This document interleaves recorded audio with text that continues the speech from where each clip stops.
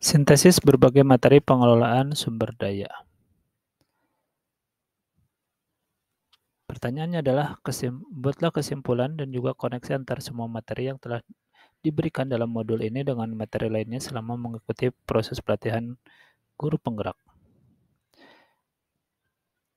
Adapun untuk sintesis berbagai materi ini terangkum dalam refleksi filosofi pendidikan KHD, yaitu maksud pendidikan itu adalah menuntun segala kekuatan kodrat yang ada pada anak-anak agar mereka dapat mencapai keselamatan dan kebahagiaan yang setinggi-tingginya baik sebagai manusia maupun anggota masyarakat.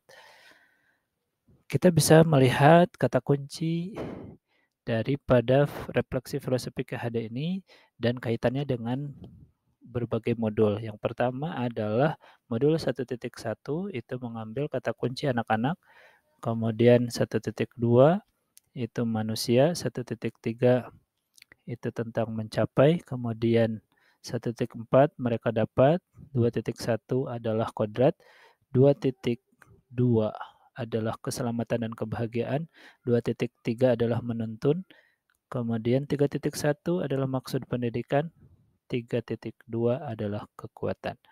Kita lihat kata kunci yang pertama adalah anak-anak.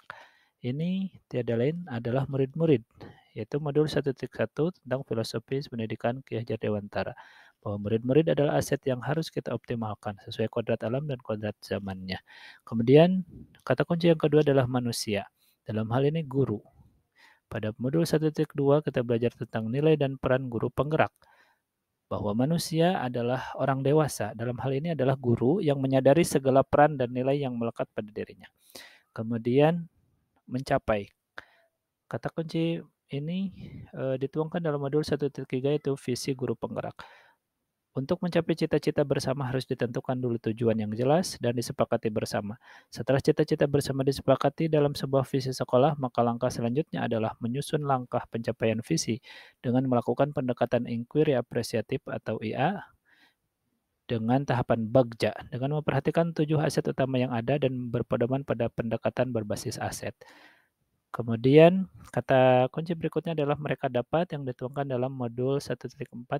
Kita belajar tentang budaya positif. Mereka adalah murid-murid yang kita didik dan merupakan aset utama di sekolah. Dengan pemetaan berbasis aset akan fokus pada hal-hal positif yang ada dalam diri murid yang pada akhirnya akan menumbuhkan budaya positif yang mendorong terbentuknya lingkungan belajar yang nyaman dan kondusif. Kemudian kata kerja berikutnya adalah kodrat.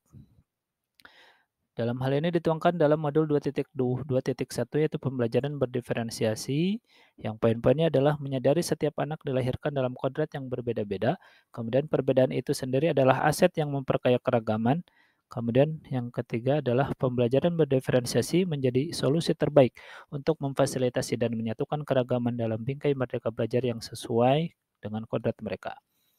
Kemudian kata kunci berikutnya adalah keselamatan dan kebahagiaan dituangkan dalam modul 2.2 pembelajaran sosial emosional atau KSE. Untuk meraih keselamatan dan kebahagiaan, pembelajaran sosial emosional diperlukan agar semua warga sekolah memiliki kemampuan untuk berempati, memiliki kesadaran diri dan pengelolaan diri yang baik.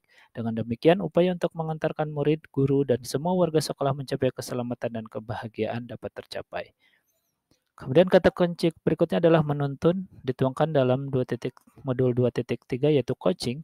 Praktek coaching dilakukan untuk menuntun kekuatan kodrat agar murid, guru, dan semua warga sekolah dapat meningkatkan potensinya. Dengan coaching, mereka akan mampu menemukan jalan keluar dari permasalahan yang mereka hadapi. Mereka juga akan dapat menentukan tujuan yang diharapkan.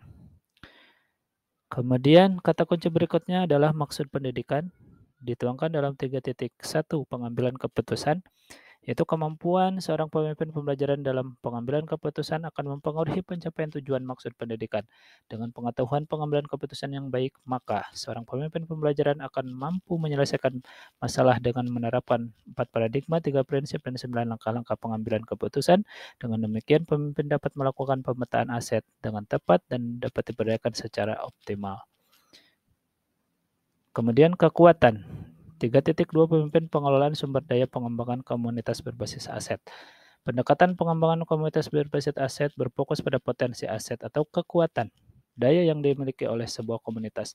Dan dalam mengembangkan sebuah komunitas belajar penting menggunakan pendekatan berbasis kekuatan agar selalu menemukan dan mengenali hal-hal yang positif yang dimiliki. Dengan menggunakan kekuatan sebagai tumpuan berpikir, kita diajak untuk memusatkan perhatian pada apa yang bekerja, yang menjadi inspirasi, yang menjadi kekuatan ataupun potensi yang positif. Kesimpulan, adanya perubahan paradigma baru dalam pola pikir dalam menghadapi suatu hal. Jika sebelumnya mindset saya fokus pada kekurangan atau masalah yang dihadapi, sekarang mindset saya berfokus pada kekuatan atau aset. Setelah mengikuti proses pembelajaran dalam modul ini, yaitu mulai berpikir untuk berkolaborasi, mulai membuat program-program berdasarkan visi misi dan kekuatan sekolah, mulai berfokus pada aset untuk pengembangan sumber daya, mulai membiasakan diri dengan pertanyaan yang memberdayakan. Terima kasih. Assalamualaikum warahmatullahi wabarakatuh.